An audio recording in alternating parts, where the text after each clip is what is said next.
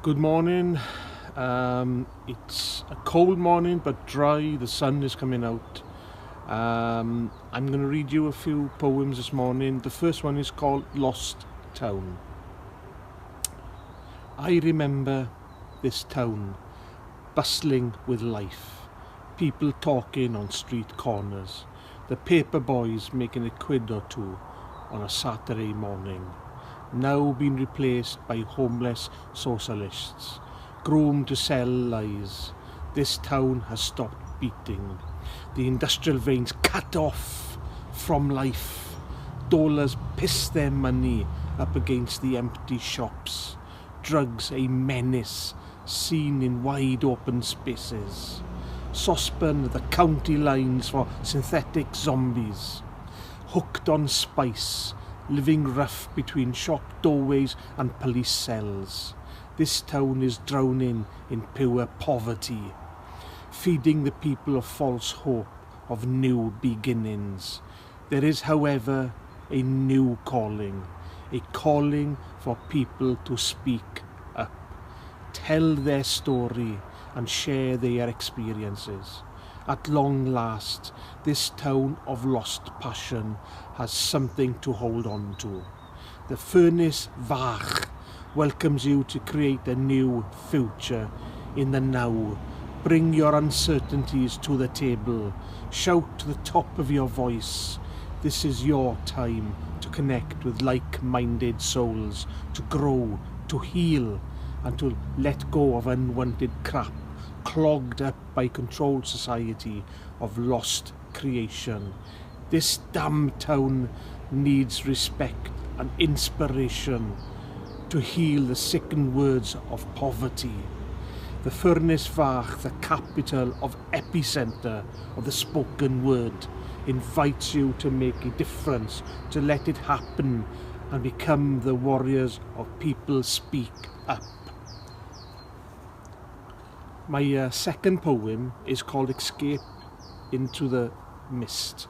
I've been reading a lot of Mary Shelley's novels, wonderful writer, and I thought I'd sort of dedicate this poem to her really. It's called Escape into the Mist. I have created the devil himself, tying flesh upon flesh, limb to body and brain connected to spinal cord, so you could begin life in the eyes of mankind. You are alive, you are flawed to the core of existence. No lightning surge could stop the monster feeding on innocent minds. A desire to be human, the only cause that kept you living. Your eyes, the window to your dark soul. Destruction, the life you have been given. Miss Shelley, your handwriting reflects the life you lived. Written words that describe the horror that travels from your quill to paper. A mind that is fully aware of the maddening world around. The man-made creatures that haunt the imagination. Your story became life around your dead child. Frankenstein was born from the hellish nightmare of loss. This inspired you to explore the dead and the living. Both scenarios came alive in thought and transferred into words of the darker side of humanity. You wanted to be a mother in this tragic time. A mother you did become. You give birth to young Frankenstein, not from your womb, but from your hands. You created the damned monster that God condemned to suffer eternal punishment in hell. This did not stop the flow of painful writing. You are the romantic queen of fiction, but hidden with the caring truth of motherhood. You move on now to a novel that unfolds about a vile father. Matilda is born out of false love. Thank you. The next poem I'm going to read is called The Other Woman. I dedicate this to my wife Louise. I hope you will like it. Thank you. The other woman. No 2 days are the same with my woman. One day we have laughter, followed by playfulness like children in the playground, hoping the teacher forgets to ring the bell so we can have this universal presence of being locked together, bonded in lovers' glue. These are days I cherish mostly. I hug these days and hold them tight to my chest. We become entangled like willow trees meeting at the center. We become in sync with each other. Our soul becomes one lifetime of pure existence. This beautiful journey always takes a side road, and all the beauty we shared becomes cut off from blood supply we shared from yesterday. She slowly deepens into the other woman, a woman I barely recognize today. Cut off from the outside world, her rare disease takes away all of her human happy features and spins them into a dark place of wanting to step out into the light. I know she cannot bear this. Her brain is changing, and we are apart once more, into a world of loneliness. It's like sharing a woman with someone else, but this someone else is her brain. And I wonder, when will I become no more, and the beauty we have written together will no longer be shared. Thank you very much. My next poem is called Man Promenade, and I wrote this in a town in Aberystwyth. It's in Ceredigion, and I'd just seen a man just playing his guitar there, and I thought I'd write a piece about that. I hope you like it. Man Promenade. I saw you playing your tune by the promenade. Blues were the music you shared and displayed. Your fingers quick to respond to the ever-changing strings. The sisters of soul deep inside you still swings. You smiled with an inner peace that connects you to the past. Your life shared by many, but now you have become an outcast. Lonely you may be, but we will all know music has set you free. You strum with ease, you close your eyes, a lifetime of memories passes by. The taste of tobacco touches your lips as you smoke, relying on loose change to fill the pockets of broke. You ride the rhythm of life until you can't play no more. The Guitar Man Promenade lives on in our hearts for us to explore. Thank you everyone, I hope you've enjoyed that. Diolch yn fawr chi. Until the next time, I hope you all have a lovely day. Hwyl am nawr. Whenever you want to. Okay. Landlord of the estuary. The Tow Estuary, the home of 2 villages. The remnants of history runs into the mouth of Carmarthen Bay, but there is another who is home to the winding depths of these waters. The stealth of being still is like no other. He waits for salmon fry on the edge of silt and mud, carried by the breeding grounds of sediment. The marshes call out to welcome this thief to clean the unwanted predators from the pools of stagnant rot. The rivers flow following the many paths into the abyss, carefully balanced by Mother Nature and her long-legged rent boy to complete the cycle of life.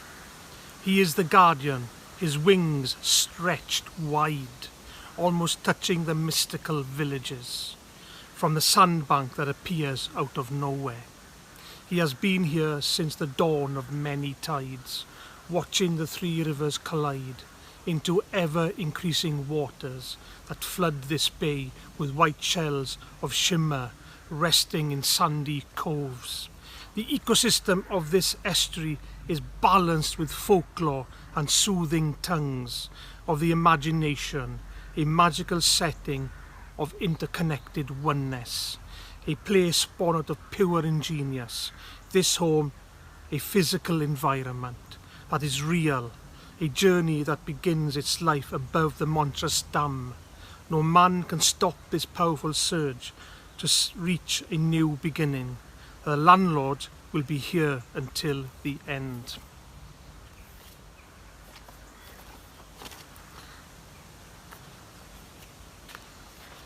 My next poem is called The Boy Under the Bridge. Hope you like it.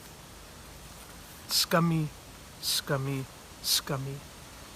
People passing, spitting their toxic words of shame at the boy under the bridge. Homeless and unwanted, he struggles to communicate with the outside world. The bridge has become his home.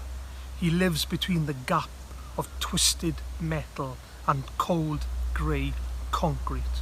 His toilet is the passing river. My, oh my, what a view to see. A delightful time of one's crap floating away in the distance, never to be seen again. Repeat, repeat, repeat, until the next time the bowel speaks the secret ground of dumping. He washes himself with a bar of soap, taken the night before from the street stall of luxury cedarwood and lavender heaven, to cleanse himself in the beauty of frothy white bubbles, leaving the skin a satin smooth. His clothes are not of the same quality. Dressed in old coffee bean bags, he resembles a flapping scarecrow, attracting the poisonous tongues of high-class misdemeanors, the pillars of society. This boy holds no thought of his very existence, life day by day, crumb by crumb, sweeping nourishment from the sewers beneath the city floor. Nighttime sweeps in, pinching and pilfering in abundance. The boy is in the hunt for something special. He sniffs out an object laying sideways between two weathered curbs. A faded brown wallet surprises him. He looks inside the bright yellow rupees of the 200 kind. Attract his attention. The wallet is grabbed, and in desperation, the boy under the bridge takes a closer look. After rummaging through the gifts of many, he finds a photograph of a child. It was like looking in the mirror. The boy had a moment of love. He decided to hand the wallet of plenty back to the police station. No more said, just the silence of tomorrow. Tomorrow came. The boy was having his daily wash under the bridge. He had a visitor, hands stretched out. The boy finally found home. This poem's about the wild strawberry, or the alpine strawberry, which we see in the hedgerow every year in this part of the world, in Wales. The poem goes like this. Your little life starts by showing hints of green and petals of white cream. Growing in patchy soil, you dance in the rain, your roots nourished, ready for the next stage of your evolution. The month of June arrives, bearing your half-naked flesh, waiting to bloom into glorious red. July steps in the new season of thoughtful fruits. Emerge in the hedgerow. You surprise us year after year with delightful taste of summer. Your velvet body bursts into bloom. Now exposed to many mouths of nature, your glorious crown open to the fullest view. A feast for the field mouse to devour, leaving remnants of sweet juices as sticks the rodent's fine whiskers. Lapped up by a skillful tongue, the flavours satisfies this small creature's belly, only to return again to feast on a banquet of sweet flesh and the taste of vanilla. Autumn comes in with the first touch of ground frost. Your whole existence starts to reverse back into the soil. Your fruits of labour begin to rot. Only the naked slug slimes in for the last feast of bitter flesh. You become a non-existence fruit once more, your roots protected by your hardy determination to survive the winter and to reveal yourself as the perfect glory of your sweet success.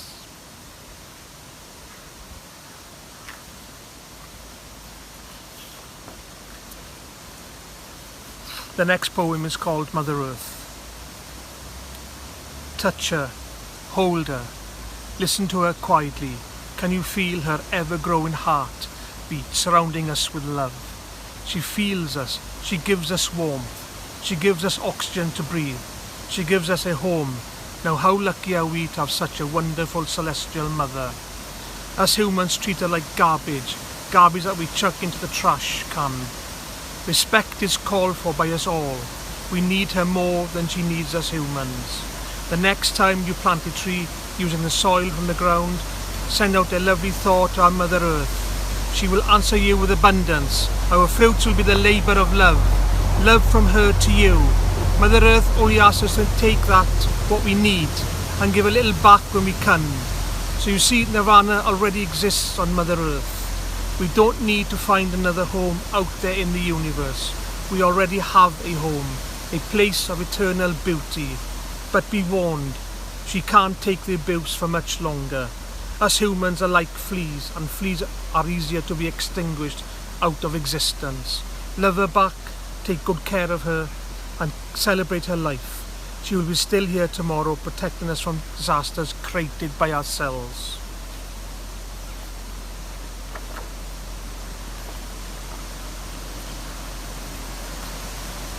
I've got a poem here which is in English and Welsh. I shall read you the English one first and then the Welsh. Heart of the sea. The sea is sleeping soundly through the night. The land is watching silently like a dragon from the past. The danger hidden in the belly of the beast, awakening to the call of crashing gods. For now the sea is calm, and the seagulls rest quietly on barren cliffs, painted with artists' manure and the smell of rotten fish. The heart of the sea will erupt once more and cleanse the land to its former glory. And the Welsh version, Calon y môr. Mae'r môr yn cysgu'n gatran troi'r nos. Mae'r tir yn gwylio'n dawel fel ddraig gorgyfennol. Y perygl sydd wedi gydio y môl y bystel yn defro i lawd diwiau dymuniol. Am y tro mae'r môr yn dawel ac mae'r glananod yn gorffios, yn dawel ar gogoni. Baron wedi peintio a thal artistiaid ac ar agor pysgod wedi pwdri. Bydd calon y môr yn ffroedio unwaith eto ac yn glanhau'r tŷ i'w gogoniant blaenharol.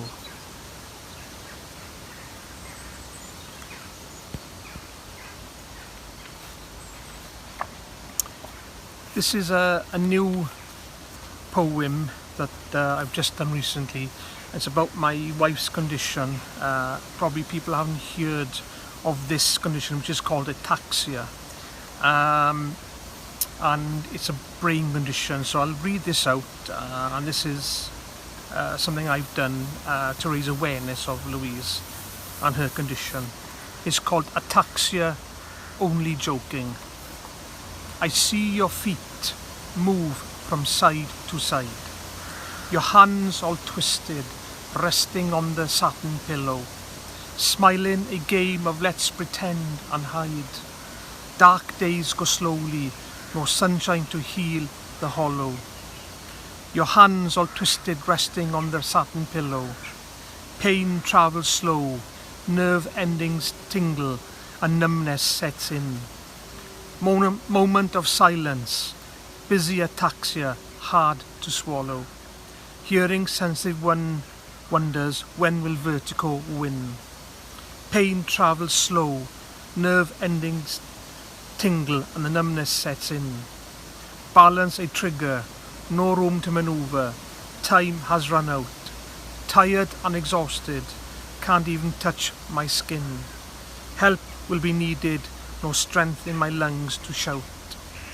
Balance a trigger, no room to maneuver, time has run out. Lights so bright, noise so loud, my head confused right now.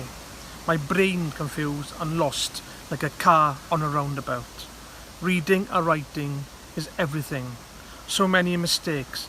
I ask myself, how? The next poem is also in English and Welsh. It's called Jay after the jaybird of the crow family, and in Welsh it's called Fika Coffee. Jay. Hopping, stopping from hedge to hedge, searching for the juiciest blackberries. You hide away from the red kite who looks down from the clouds, hoping you become alfresco roadkill for the afternoon. You wait for a moment's silence before you move onto the damson tree. Flashes of blue so visible to the naked eye. One false look and you have vanished without a trace. A secretive bird, nevertheless. You, my friend, a poem on wings like pen to paper with ease. Sgrech y coed, yn hopion a stopio i garwch, yn chwilio am y mwyar dion i ancaf. Rydych chi'n gidio i ffordd o'r barged goch sy'n edrych i lawer o cymelau gan obeithio y byddech chi'n dod yn sgil ffordd ys alfresco am y prynawn. Rydych chi'n aros am dywelwch y lidiau cyn i chi symud o mlaen o goeden damson. Fyddachdiadu o las mo wyleda'r chyged noeth yn oleg ffug ac yn rydych chi wedi tyfannau heb olrian. Adran cynfachol sy'r hynny chi a ffrind. Cerdd ar dynadd fel brisio i papur yn rywydd.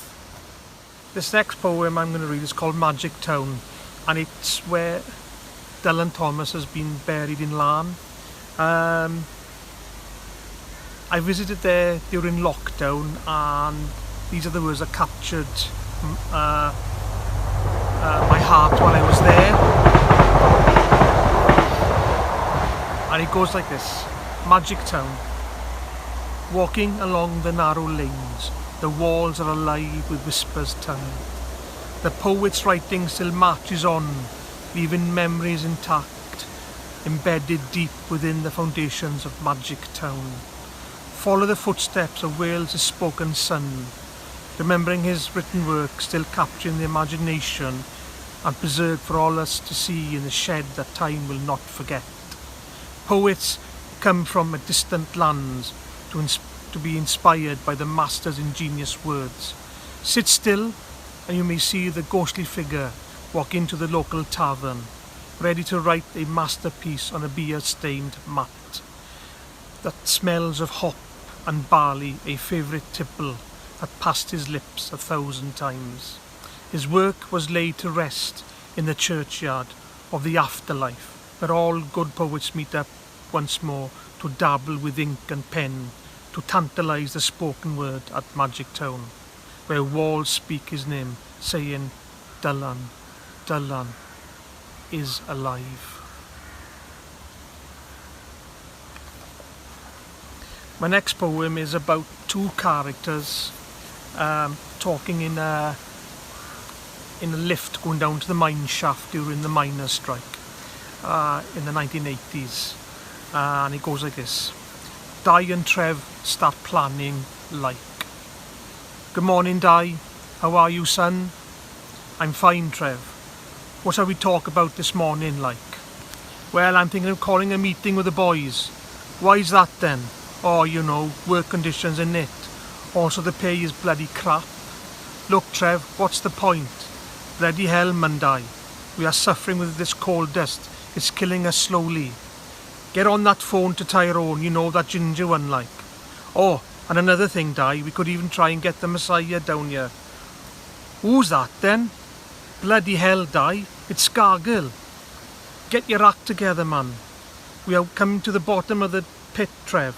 Lucky for you, Di, we are. Play fair now, like. Look, Di, meet me in the pub after and let's make these arrangements. Okay, Trev. The next poem is called The Partisan, and the words are quite strong and provoking, and it goes like this. The Partisan.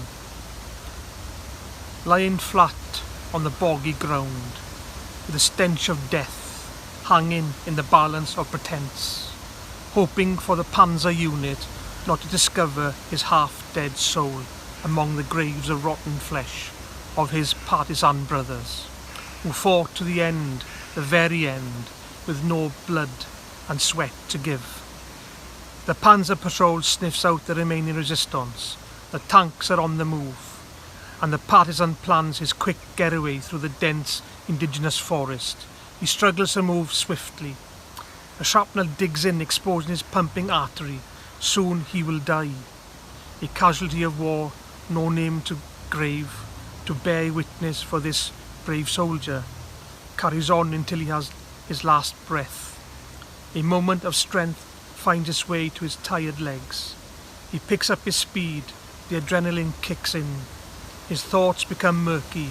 The mist sits silently on the edge of the hill. The Panzer Patrol nowhere in sight. The partisan is free. The excitement is overwhelming. His mind takes him back home at the farm in Belarus. He returns to reality, only to realise his foot has clipped the gibber stone. He rolls down the hill, not knowing if he will survive. He reaches the bottom still intact, only to look up at soldiers in uniform. He laughs and says, "Shoot me, you Nazi." A hand reaches out. "Go on, son, grab hold. We must move quickly." Jerry is advancing further down the forest. The partisan sheds a tear, knowing if he dies, his fight with war will never be forgotten. The partisan will live on in memories of his countrymen. Next one is called Mr. Red. Walking quietly down the country lane, I listen in silence and wait the crowing of Mr. Red. Drumming powerful his wings, I heard from a distance. Mr. Red has landed in the field of morning blanket. I called out to my friend to give him his daily offering. His head pops up over the satin dew with frantic movements of joy. Leaning on the old rusty gate, waiting patiently to greet him, I see shades of golden brown and sunset red, with splashes of emerald green, approaching proudly like a soldier on patrol. He extends his thrusting neck to retrieve his daily delights of golden corn.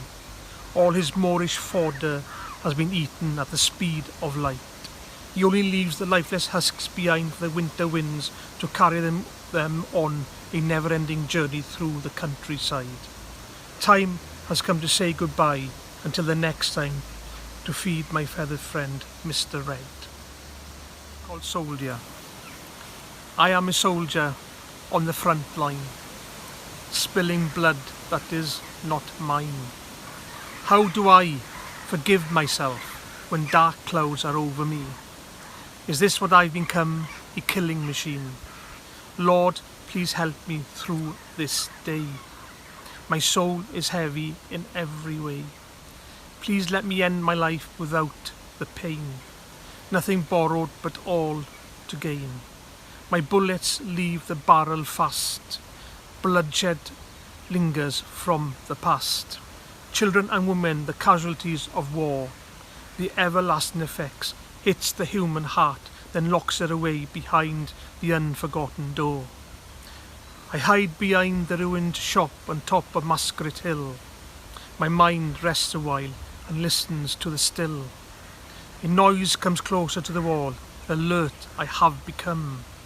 Shrapnel flies across the room where I lay hurt and numb. I look upon my hands and discover a piece of skull. Light is fading very fast, the days are ending dull. The heart is shutting down, the eyes are closing tight. Peace has come my way to help me put what's right. Homeland.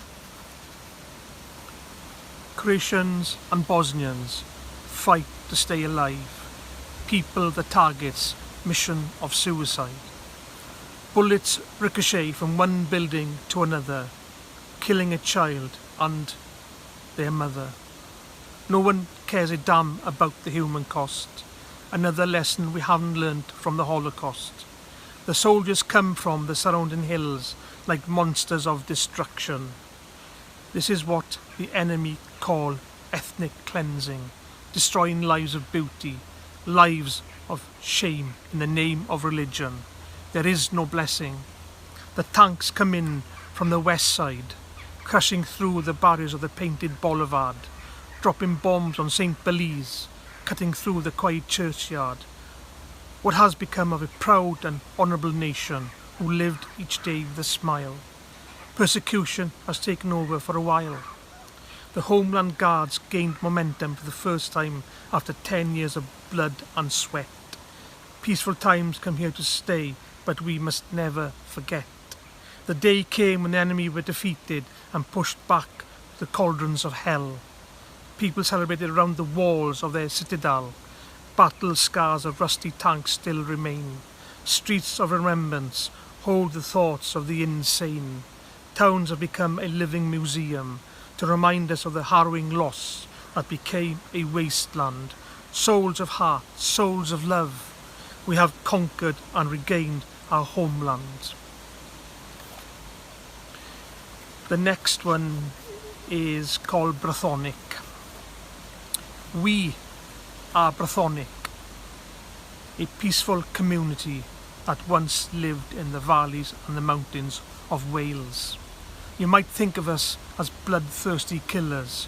The mauling Gentile runs still as the sun settles quietly, and the rhythm of darkness awakens the mythology of the spirit gods that tie the Celtic knot together. We dance, exchange words of passion around the campfire, in touch with the land. The language of Welsh, the native tongue, expresses the feelings of hiraeth. The wind carries the sound of battle ahead. The Romans have invaded the shores and marched towards the mountains of Snowdonia. The heart of Brathonic life will soon end in bloodshed. The full force of Nero's army will rape and plunder like lambs to the slaughter. The Brathonic tribes have declared war, and peaceful life is shrouded in mists of time. Byddeg Boadicea has sent a message to all Britannia villages across the land to attack with fierce souls and leave no Roman soldier standing, no last breath, and to cut the snake's head off with a clean blade. The Brathonic warriors advanced to the island of Anglesey. On their arrival, priests and druids have been killed and hanged, and the sacred oak groves destroyed and replaced by the gates of Garrison Hell. Brathonic life has become no more. Tribes have been controlled by the duty of Rome. No freedom to spare, no army to follow. All is lost, but another is waiting in silence. Time will pass, and a new leader will emerge from the depths of the Dark Ages. Arthur of the Britain is born, and another chapter begins.